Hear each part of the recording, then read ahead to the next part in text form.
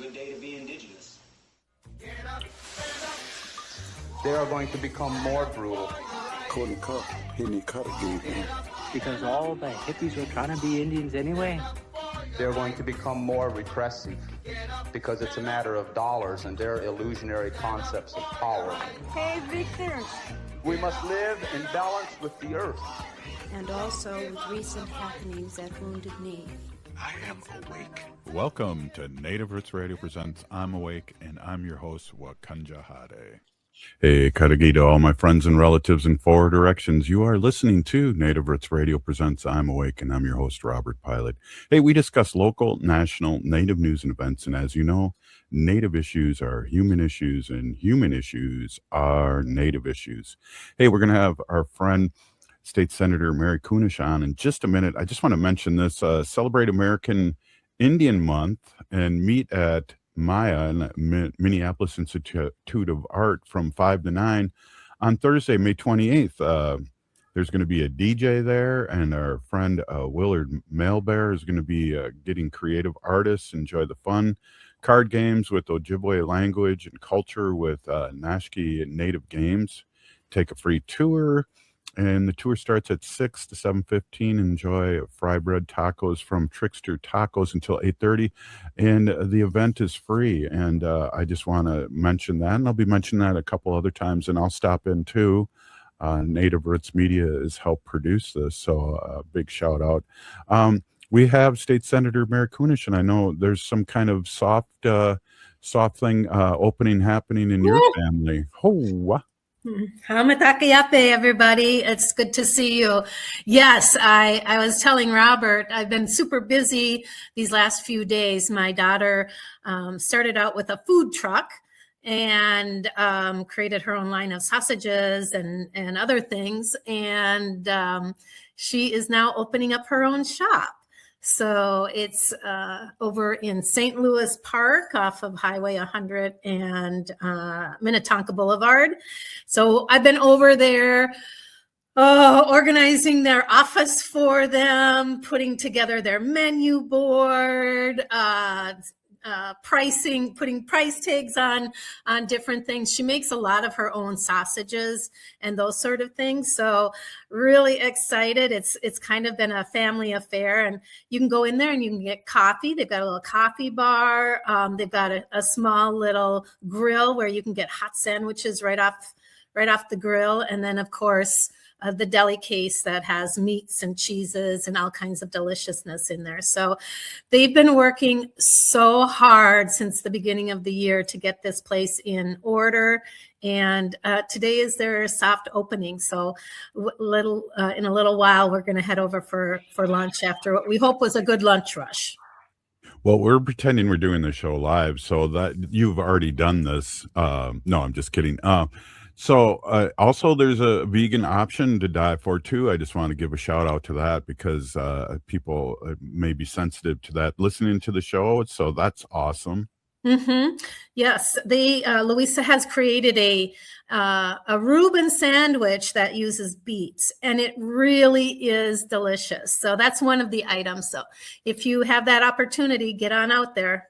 Yeah, absolutely. So, you're doing this and helping your family, and then you just came through a grueling, and I think they're all grueling, but I don't know, for some reason, I feel like this was more grueling work at the Capitol. Yeah, we just finished our session. Session 2026 was, every year I think it can't get any more complicated. It can't get any worse, but this was not a very pleasant session in general.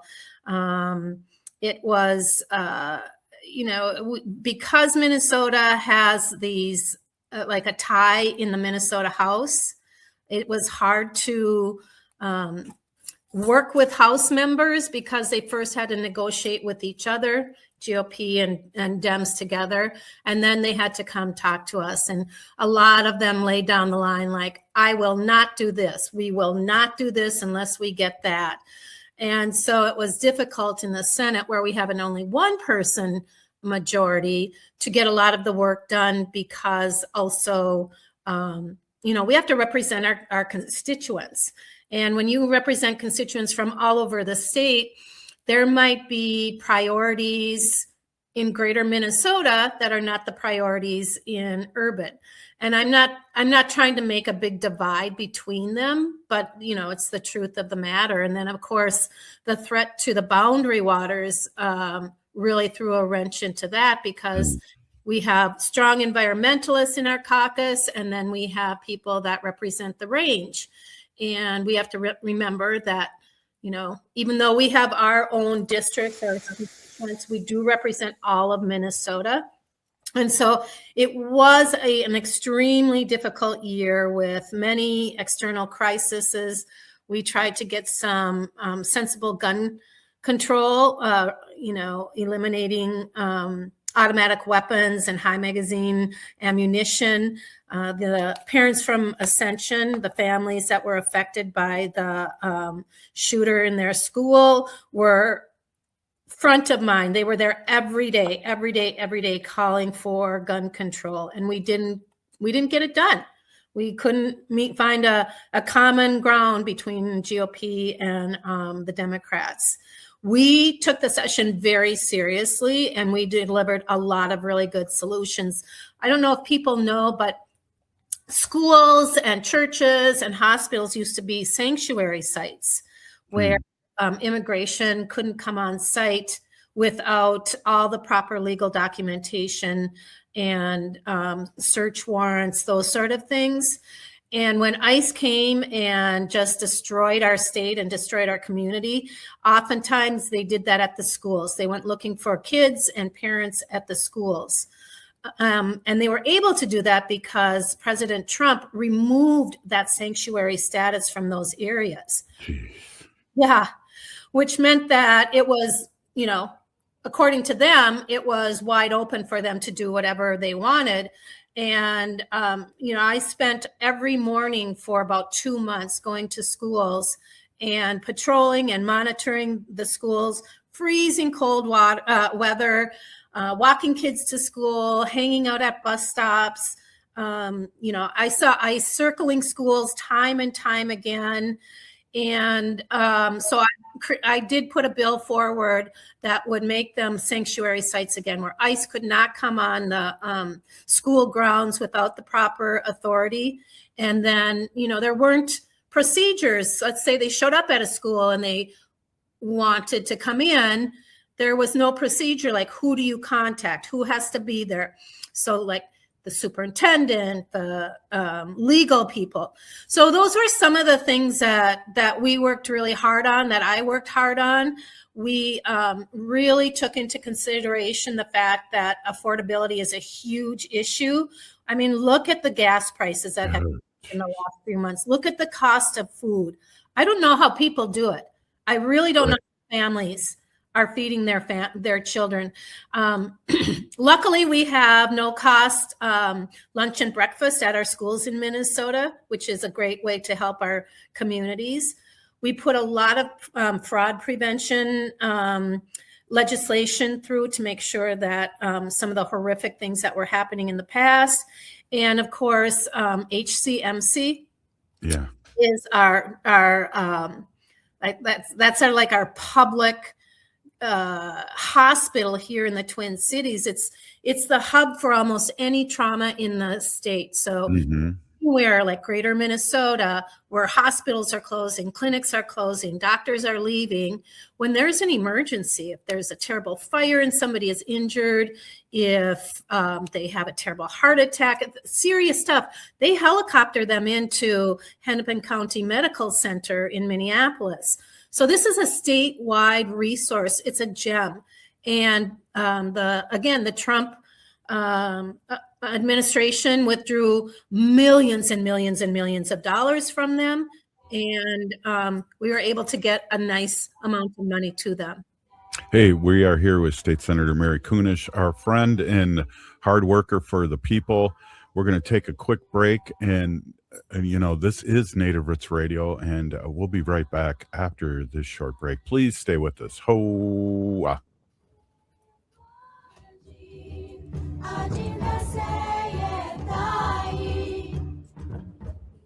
After 20 years of service, the Metro Blue Line is ready for essential improvements. A multi-year transformation is underway, bringing a better, smoother Blue Line experience. Renew the Blue will preserve and protect a critical piece of our infrastructure investment, helping it remain a safe, reliable, and affordable transit option for many years to come. Learn more about Renew the Blue at metrotransit.org/renew-the-blue. Hey, Cudahy to all my friends and relatives in four directions. This is Robert Pilot of Native Roots Radio presents I'm Awake. I'm here to ask you for your support. Finding honest Native-centered news is not easy. But with your support, we're able to provide accurate information about Standing Rock, Line 3, treaty violations, and COVID-19 in our Native communities. Please visit Native Roots Radio Network on Patreon and donate if you can. That's Native Roots Radio Network on Patreon. Pinigigi, and thank you for your support. Doherty Family College at the University of St. Thomas offers an affordable 2-year associate degree with a seamless path to a bachelor's. Located in downtown Minneapolis, students receive free textbooks, a laptop, meals, career coaching, tutoring, a Metro Transit pass, mentorship, and paid internships, all at Minnesota's largest private college. Ready to turn dreams into reality? Apply now at dfc.stthomas.edu. Doherty Family College. Your journey to success starts here. Oh, this is Robert Pilot. For Native relatives, healing is more than just sobriety. It's reclaiming Indigenous masculinity as a sacred, balanced force. Join Hunter Thundercloud for Native Roots Radio presents Controlled Fire. We explore how personal recovery uplifts our communities. It's time men step back into roles as mentors and spiritual leaders. Recovery is collective, and it starts with us. Tune in the first and third Wednesday of every month at 6 p.m. for Native Roots Radio presents Controlled Fire. Let's tend the fire together.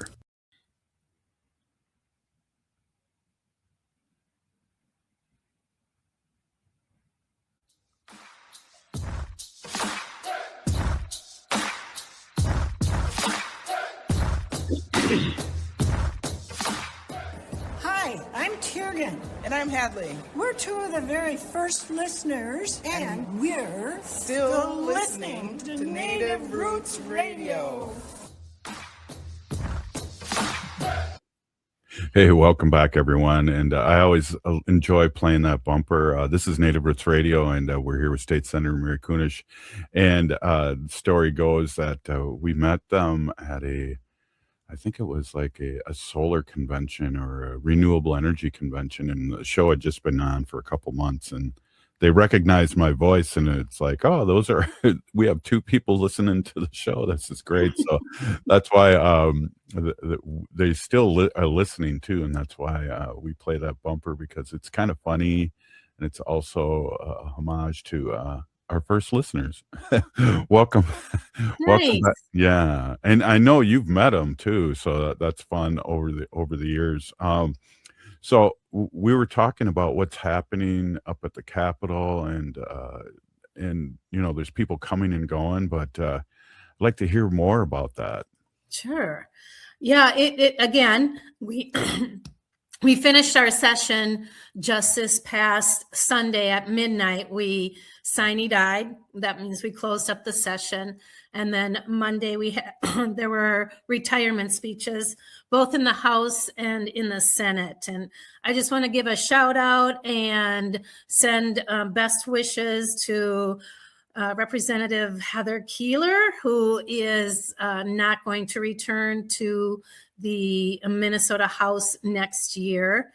They are running for Congress, and we wish her all the very best.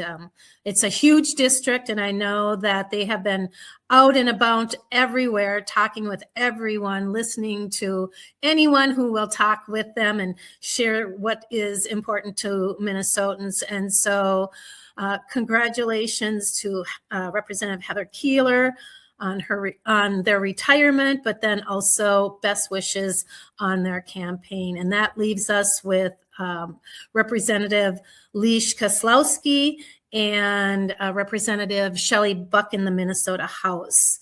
And I know that they will continue to do the good work over there. I just want to remind everybody, I'm kind of the sole Native person, the first Native woman to serve in the Minnesota Senate. I could sure use some help in the Senate when it comes to Indigenous issues. I had a bill around ensuring that wild rice is recognized with inherent rights that caused a huge ripple effect. Some not very nice comments came my way, but some really positive and supportive ones came through. And these are things that are kind of hard to carry on our own. Next session, I'm planning to, hopefully, knock on wood, will get reelected. We all have to get reelected this year. And I'd love to be the chair of education once again and continue that work. But I have a couple of bills that I'm already primed for. Yeah. Let me before you move on, Heather's not running now because she didn't win the endorsement, so she is totally retired from politics right now, and we just want to give her a big shout out. And she's going to be on Native Roots Radio Tuesday for most of the show, talking about what's next for her. So our prayers and strength are out to her, and I know she won't disappear, but it was really nice to have her as a state representative. It was. They have a strong voice when it comes to matters that matter most to Minnesota. And they were not afraid to stand up and speak their truth when it came time. And that kind of a backbone is sometimes hard to find. And so really appreciate the work that they did. And of course, we have our current Lieutenant Governor, Peggy Flanagan, who is running also. Wish her all the best. Yeah, definitely. Yeah. So let's finish up on because just so much going on, and there's bombs being dropped every day, literally, from the federal government, and we have to stay focused on what's happening statewide too, but what's happening federally, like you said, with HCMC, affects us here statewide. Everywhere, in every aspect of our lives. We DFLers worked really hard to address the most immediate needs of our constituents. We wanted to protect your pocketbook. We want to protect healthcare access. We found ways to lower some property taxes and invest in Minnesota. And most of these things are really great, but a lot of it is because Trump and the Republicans are cutting healthcare. They're cutting food assistance, shifting costs onto local governments. And the bulk of our budget agreement this year was spent on backfilling those cuts from the federal government to protect our state. And Minnesotans, we send more money of our tax dollars to the federal government than we get back from them.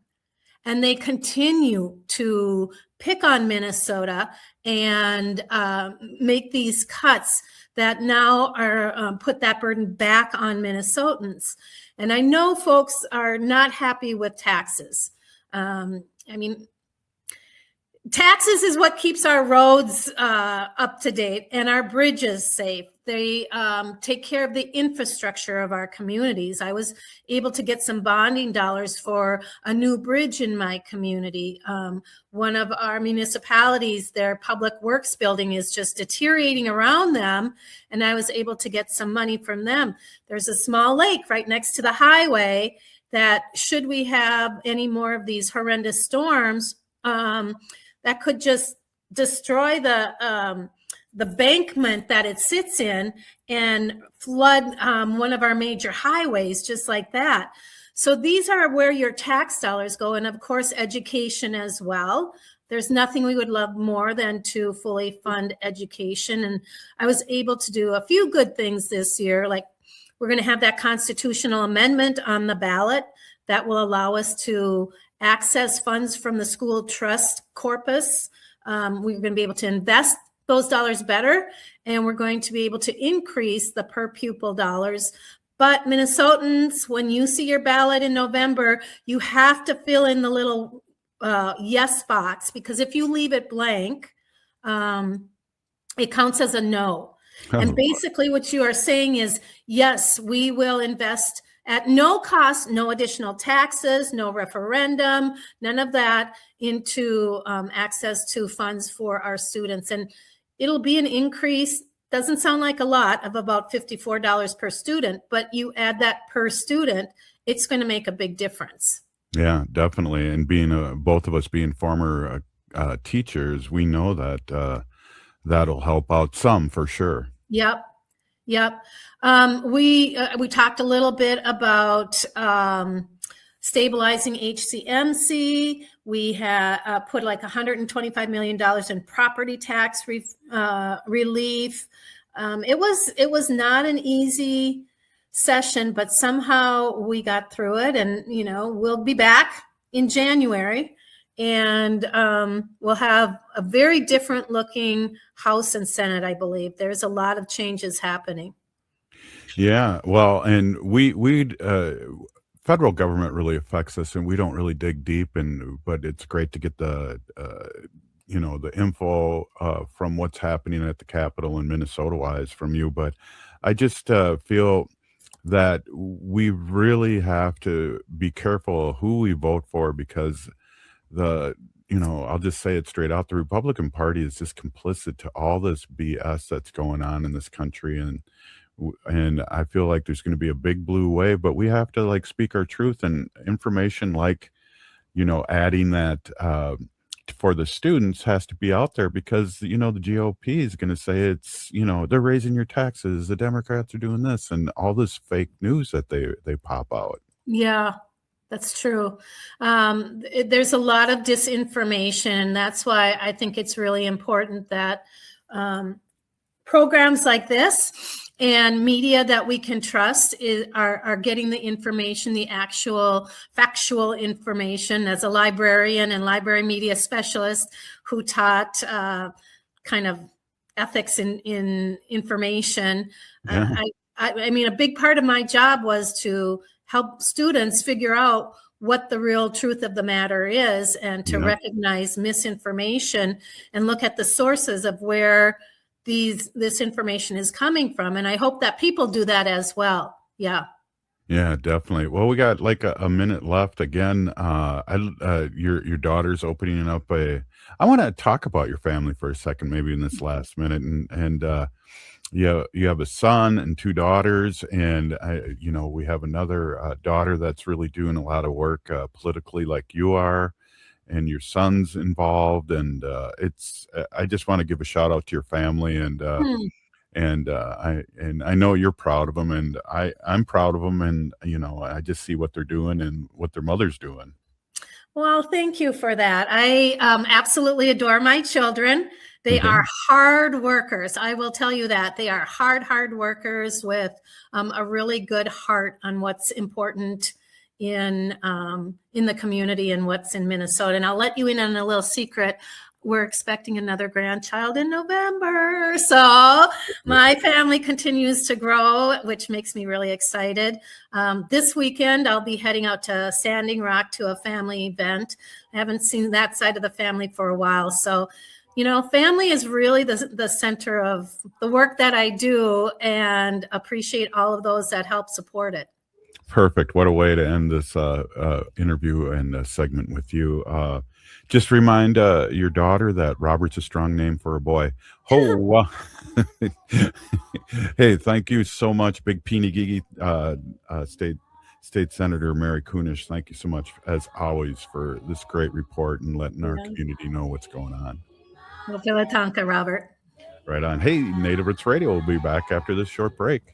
Stay with us. Ho! There's a powerful story being shared at All My Relations Arts in Minneapolis. Unchi Said So. A solo exhibition by Danielle Seawalker brings forward Native stories shaped by collective identity, generational knowledge, and teachings passed down through community. Through bold color and portraiture, this work honors the significance of grandmothers in Native culture while reflecting the idea that sovereignty begins at home. On view now through June 6th. Plan your visit today at allmyrelationsarts.org. Oh, this is Robert Pilot. For Native relatives, healing is more than just sobriety. community. It's reclaiming indigenous masculinity as a sacred, balanced force. Join Hunter Thundercloud for Native Roots Radio presents Controlled Fire. We explore how personal recovery uplifts our communities. It's time men step back into roles as mentors and spiritual leaders. Recovery is collective, and it starts with us. Tune in the first and third Wednesday of every month at 6 p.m. for Native Roots Radio presents Controlled Fire. Let's tend the fire together. This is Chase Iron Eyes announcing a new show on AM 950, the progressive voice of Minnesota, powered by Native Roots Radio. The show is called Native American Patriot Talk Radio. What will we do on the show? We are going to explore and dive into the source of American constitutional sovereignty, the intersection of Native American and legal issues.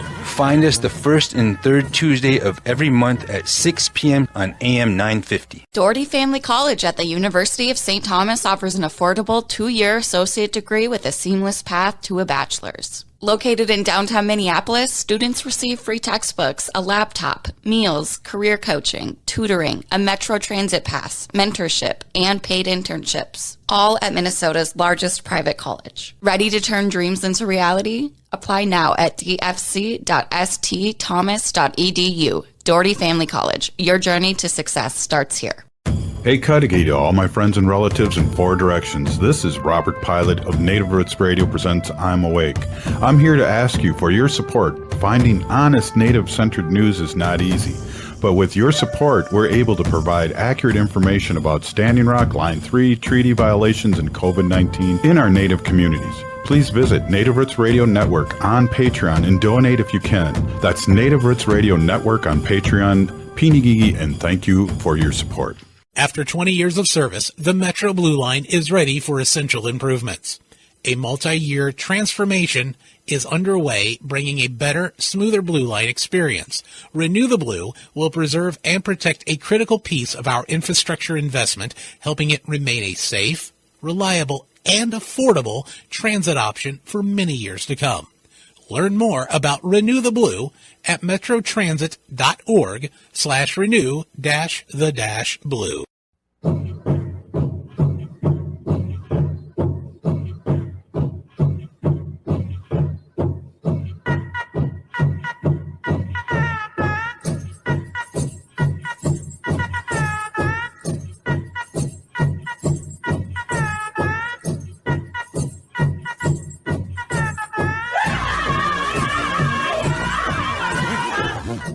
Welcome back to Native Roots Radio presents I'm Awake, and this is Robert Pilot.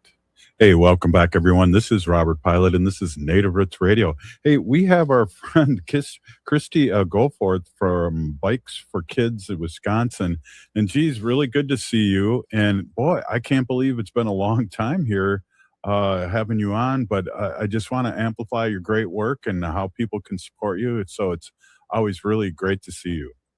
Bushu Niji, so nice to see you. Nice to be back. It's been too long. I haven't seen you around, so we've probably both been working too much. Yeah, definitely. So let's get a little update here. What's happening? It looks like you have a big inventory in the background. What is wrong with us? We're just, it's not bike crazy, we're bike sane, right? Everybody benefits when more people are biking. We just got through our bike giveaway event, which we now have distributed 15,500 bicycles throughout Wisconsin. And so, but we're getting ready. Like, spring is our very busy season. So we're getting ready here for this big annual sale that we do, the Everything Bike Sale. And that's this Saturday, May 9th from 10 to 3 p.m. So if you're in the Madison area, or even if you're like an hour away, I would make time to drive here and check it out. We've got the biggest sale in the state. So of used bikes, that is. Let's talk a little bit about your organization. So for people that are just tuning in for the first time with you on, and talk a little bit about it. I'm amazed at the reach that you have to give out these bikes. You talk to tribes, you talk to all these people that need it. And I just have to say too, Wendy, you can jump in. We love Madison, by the way. Yeah, we do love Madison. I loved Wendy's conversation about the Beagles. So thanks for all your work on that, Wendy. Thank you. I appreciate it. Yeah, it's still a ways to go, but I appreciate you being on the front lines. Yeah, so I run the Bikes for Kids Wisconsin organization. It's a 501c3 nonprofit, and we're located here in Madison, Wisconsin, but we do serve all areas of the state. And we have our flagship program, which is the bike giveaway program, which is the one I just mentioned, where we've now surpassed 15,500 bikes distributed throughout Wisconsin. So all of the bikes are donated. So all this you see behind me, we don't buy any bikes. They're all donated. And so there's a huge sustainability component in that. Like, you can buy a used bike that is fantastic. You don't have to buy a new bike. Some of these bikes, when they have really good bones and they're just high quality bikes, we can keep them on the road for up to 40 years. So you're really minimizing your carbon footprint and just the energy needs of building new bikes and making new bikes. So that's a big part of our work. But we also teach middle school youth to be bike mechanics, so they can become a resource to their families and friends and their neighborhoods, and maybe spark an entrepreneurial dream. And we're getting ready to kick off a new program called Meals on Two Wheels, where we think of bikes not so much as recreational, but as transportation. And one of the big gaps in food pantries and accessing food is the transportation to get there. So we're launching this program on June 2nd, where we're going to be using e-cargo bikes and trailers, and we're partnering with our local food pantry, and we bike over there, we load up, and then we go to, say, 4 or 8 households and deliver groceries every other week. See how many people we're serving, but it's going to be, roughly each route can be up to 320 pounds of food delivered in one route. So bikes are amazing. We believe that they can solve a lot of the world's problems and build healthier communities for people, even if they're not biking. That's awesome. And can you let our listening audience and people watching us on YouTube and Facebook and Blue Sky, how they can find more information and how they could possibly donate to your organization? Yes. Thanks for asking. Bikesforkidswi.org. So that's bikesforkidswi.org is our website. We're very active on the socials as well, Facebook, Instagram, and YouTube. So you can find us there. Lots of ways to be involved if you want to. You can, of course, donate bikes, but we have a really robust volunteer network of over 250 people helping us do this work. We're a really unusual nonprofit in that we provide services, but we also provide this high value transportation tool that can provide a long-term solution for many things, getting to school, getting to work, accessing community resources. And so it's interesting too, because, bike mechanics, we're in the trades. And so you just don't see a lot of nonprofits like that. And it's pretty interesting work, but it's hard work. Tough work. Just don't. Okay. One of the things we talked about, I believe last time, was that you have a place where people have donated really cool bikes that you are selling separately. And I know we named a couple of them. I had that old Schwinn back in the 50s that we had when I was a kid that my deceased brother won in a fishing contest. And then we also have the 70 Stingray that I would really be up to riding. Oh my gosh, we have such a collection of collector bikes, and probably right now, I don't know if I mentioned last time, it's still here. I think I had it when I was here last. It's a 1939 Swedish bicycle made in Stockholm, called the North Star. And it's just absolutely beautiful, like all these architectural details. And it's got the original leather box toolkit that slides into a little glove box on the tail. And so it's something else. But we have every classic Schwinn you could imagine. And where can people find those bikes that are set for sale? Yeah, so they can come right here to our shop. So we're open Monday through Saturday. The hours are on the website, so bikesforkidswi.org. And we're open all summer and through October. It will be here on Saturdays. But so we provide, in order to fund this program, it's very costly work. If you think of one bicycle, it might be donated, but they're mostly broken. And that's why people donate. They're like, oh, I'm not riding it anymore. I don't want to spend $300 to get it fixed. I'll take it to Bikes for Kids. So then we have to buy the tires, we're talking one tire, one tube, 30 $40. So it gets really becomes costly, on this scale. So this year we'll be giving away just over 1,400 bicycles. We just topped our 1,200 bike distributed. So we'll keep giving those out as people come in with transportation crises. But yeah, they can come here. So we sell bikes and we offer repairs for the public to support the program, basically. So we talk over the years of how you've reached out to the tribes in Wisconsin. Can you have any updates on that? Yeah. This year we had a new tribe come in. We served the Oneida Nation. And so that was really great. They brought a van down because that's up in the Green Bay area and we're in Madison. So they brought a van down and those bikes were going to like a daycare, a preschool program. So really getting started, and it's just so key that we get little kids on bikes. 3 years old is not too early to learn to ride on two wheels. It really isn't. Both my kids learned at 3. So start them young. The younger, the better. And so that was really great. And then we worked with the Great Lakes Intertribal Council and a bunch of our sisters up there. So shout out to both of those organizations and thanks for your partnership. Well, Wendy and I have your mic unmuted. We have our grandchildren that are 2 years old, and I think we've talked about this. No training wheels, right? Yes, good memory. Yeah, you're better off taking the pedals off. So you can just unscrew the pedals, take them off, and turn that into a balance bike, or start with a balance bike. You can buy a balance bike. I've got a few here sitting around me, but just a bike with no pedals. And really we can convert, any bicycle, you can unscrew the pedals. And we'll do that. It's a great way for adults to learn, even though it does get much harder to learn as an adult.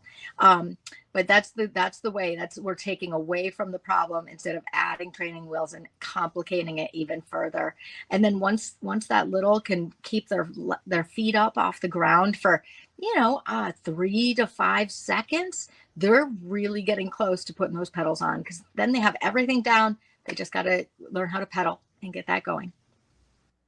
One of the things too, and Wendy, I'm going to add you on here. One of the things too, I noticed that people don't have their seats in the proper, they have them too low. And I see that all the time. Yes. It's not easy being me in that situation, because I see people in my car, your seat is too low. And, we get a lot of people that just, they come to us and they're like, I've just have never liked biking. And what we find is because the bicycle didn't fit them properly and it was uncomfortable wearing the wrong size shoes. And so really a lot of it is just raising the seat, lowering the seat, and really knowing like where your foot position should be on the ground. So if you're listening out there and you're a pretty confident rider, when you're sitting on your saddle, it should just be your toes that are touching the ground. You don't want your knees completely bent and flat around. You're losing a lot of your leverage for pedaling, and it's going to be just a lot harder. So you want to be up a little higher, use gravity to your best advantage, and really take your bike to a bike shop and say, hey, can you check out my fit? And it's usually a pretty minimal correction that can make a bike feel better, or you just need a totally different bike. Sometimes it's just the geometry isn't great for our body size. Like I'm a short torsoed person, so there are certain models that work better for me because I'm not as stretched out. So it's just a matter of test driving and riding and trying different brands and getting a feel for something and working with a professional that can help you find the right fit. I brought Wendy back on just because Wendy makes these great earrings out of inner tubes that we recycle. The inner tube of a bicycle, and I make feather earrings from them. So if you have old inner tubes, I'll take them. Also, as you were talking, I was really thinking about my childhood in the 1970s, and I remember my blue Schwinn. Well, I think it was early 70s that I was like 10 years old, late 60s, early 70s. I had my banana seat bike with what do you call those handlebars that come up? And I would ride that bike all over the place. Yeah. That was like my bike. Yeah. We, on any given day, we probably have 500 inner tubes here that cannot be used. So I don't need that many, maybe just 10. Next time Wendy's down in Madison with a Beagle rescue we'll come down and get them. But yeah, and it's really fun to repurpose things like that. And you know all about that, Christy, because of what you're doing. Yeah. We have people coming by all the time. We have a crew of people. Ken Whitehorse, I'll give a shout out to Ken Whitehorse, Ho Chunk brother, who comes and uses them as bungee cords. And he's big into safety. He needs them for all this stuff he's doing over there. And so, if you need some kind of bungee cord, just stretchy straps, guys, come on over. We'll help you out. We love to re-find homes for this stuff. It doesn't necessarily have to go to the landfill. Hey, right on. Let's take a quick break. This is Native Roots Radio. We're with Christy Goforth, Bikes for Kids in Wisconsin. We'll be right back. Stay with us.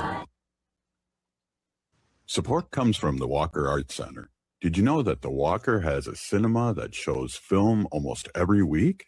From artist talks, genre-defined performances, and world premieres to archival shorts and experimental soundscapes, the Walker Cinema explores all modes of global and local filmmaking. Visit walkerart.org/cinema to learn more. That's walkerart.org/cinema. See you at the movies. Oh, this is Robert Pilot. For Native relatives, healing is more than just sobriety. It's reclaiming Indigenous masculinity as a sacred, balanced force. Join Hunter Thundercloud for Native Roots Radio presents Controlled Fire. We explore how personal recovery uplifts our communities. It's time men step back into roles as mentors and spiritual leaders. Recovery is collective, and it starts with us. Tune in the first and third Wednesday of every month at 6 p.m. for Native Roots Radio presents Controlled Fire. Let's tend the fire together. Hey, it's Robert Pilot from Native Roots Radio. For a meal that feeds your soul and health, check out Gatherings Cafe. Located in the renovative Minneapolis American Indian Center, Executive Chef Vernon Defoe and team serve up incredible indigenous flavors. Gatherings Cafe has amazing bison tacos featuring lean protein from native wise, corn tortillas, and homemade sides. It's fresh, local food rooted in ancestral knowledge. Stop by for breakfast or lunch. That's Gatherings Cafe, where tradition meets innovation. The city of Minneapolis is now on Native Roots Radio with Minneapolis Air. AIR stands for American Indian Relations. Guest host Christine McDonald talks to people about important things affecting the city's Native communities. Minneapolis Air dives into topics like public safety, public health, elections, and so much more. Tune in to Minneapolis Air on Native Roots Radio from 5 to 6 p.m. on the second Wednesday of every month, right here on AM 950. Hi, it's Dr. Evan Adams, and you're listening to Native Roots Radio. Hey, Victor, you better be listening. In this portion of the show, we'd like to bring awareness to our wolf and bear populations throughout Turtle Island. Say no to the hunts.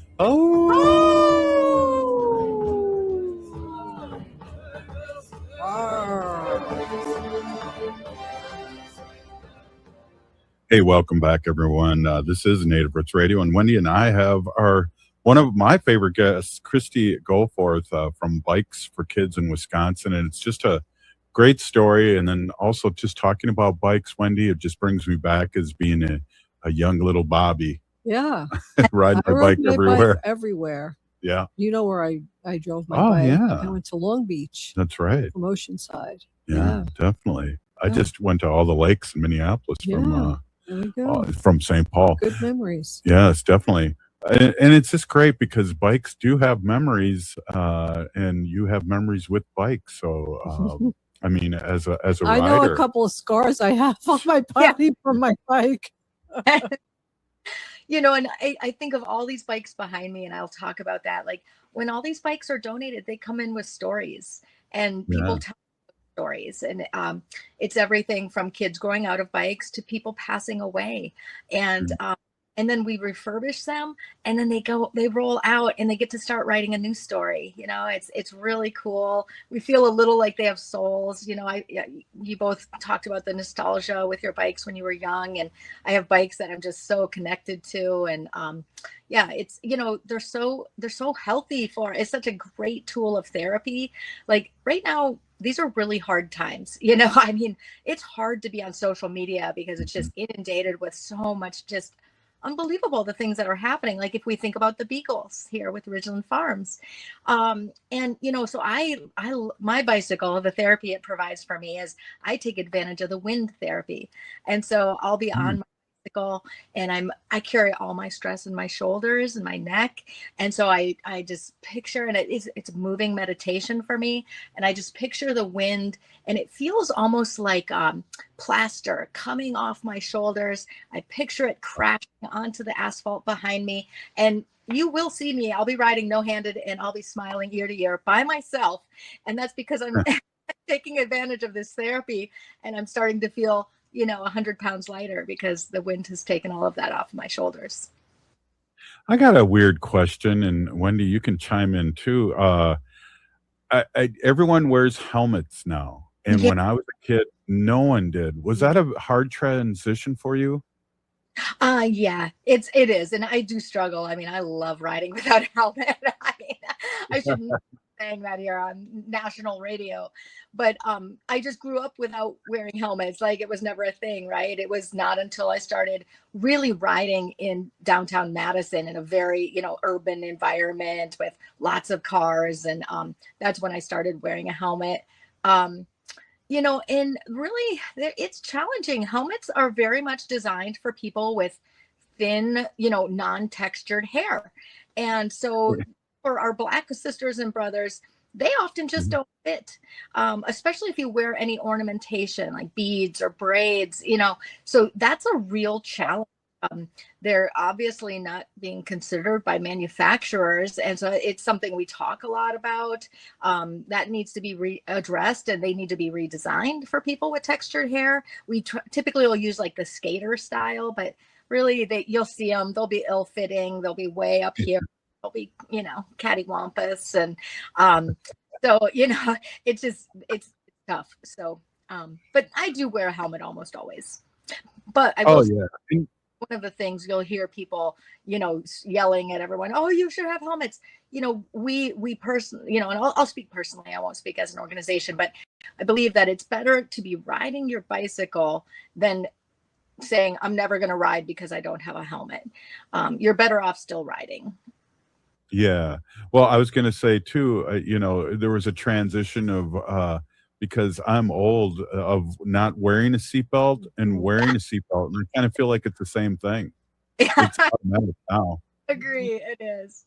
And it's really interesting too, because like if you look at European countries, nobody wears helmets, right? And they think it's so awesome, so pro helmet over here, but it's just the difference in infrastructure investment, right? And we're especially like I think about the folks that we give to us up on tribal lands and these rural country roads that don't have bike lanes. That's sharing the road is asking a lot when you're the vulnerable user on a bicycle and you have a 3,000 pound potential death mobile coming up behind you, and someone who just hates cyclists for unknown reasons, right? Because they think we're trying to be an environmentalist, or it's sharing roads, asking a lot, and a helmet's probably not going to save you in those situations. It's tough.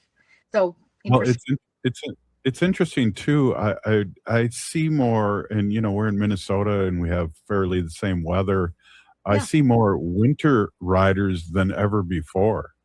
So true. I do too. It takes a significant investment to buy that gear. And it's really hard on your bike. So you have to really know how to maintain your bike. So there's education and a monetary investment required to do that. So it's not for everyone, but some people have to do it and they don't have those things. And it can be really hard. But I used to be a winter rider, and I mean, you get to where you're going and you're just peeling off the layers as you're dripping sweat. It makes the ride much faster. You're very warm, other than maybe your fingers and your toes. You just can't have any exposed skin. But yeah, you're seeing it more. And, as we see gas prices go up, we're going to see it more. A lot of people are thinking about those bikes. And there was a really cool article about Cuba, when the blockade happened and they were not able to get gasoline or anything. Mm-hmm. And pulled their bicycles out. So like the bicycles are saving them right now. We're going to see an uptick in bicycling. Yeah. Well, quickly, we only got a few more minutes here. I just want to touch base with you on here in Minnesota. It's Native American Month here. And also, today is May the 4th be with you, I guess. But tomorrow is Red Dress Day across Turtle Island, and supporting our MMIR people all over Turtle Island. And I know you're real involved in Madison and around the state of Wisconsin with that. Yes. My sister is an MMIW. And, it's so, it just touches so many people. And it's never really, we're not getting anywhere, it seems, and it's, how do we get this heard and how do we get people to recognize this epidemic? We just got to do what we're all doing, keep talking about it, be out there, educating, making noise, beating that drum. It's very, very important. Yeah. So my sister was murdered at 13. I was 12. And wow. her murderer is living their best life, and never prosecuted. We all knew who did it. She basically confessed. And so really hard, really, really tragic and hard, like for someone like myself to not just be so angry and bitter and just, I had to really come to grips with that in my 20s. I had to just let that go, as hard as it was. Still, I really struggle with that. It comes out there and what's not. Wow. Healing prayers. Christy Goforth, Bikes for Kids in Wisconsin. Big Peeny Gigi, thank you for coming on. And Wendy, thank you for the update too. This is a great show as always. Good to see you. Yeah, show us the bikes. Oh, wow. Pan here. There's no shortage, guys. There's no shortage of bikes here. Wow. Check it out. Right on. Hey, if you listen to the show, you're part of the resistance. We need to resist, divest, join a group, run for office and vote, and release our relatives all over Turtle Island. We'll see you tomorrow.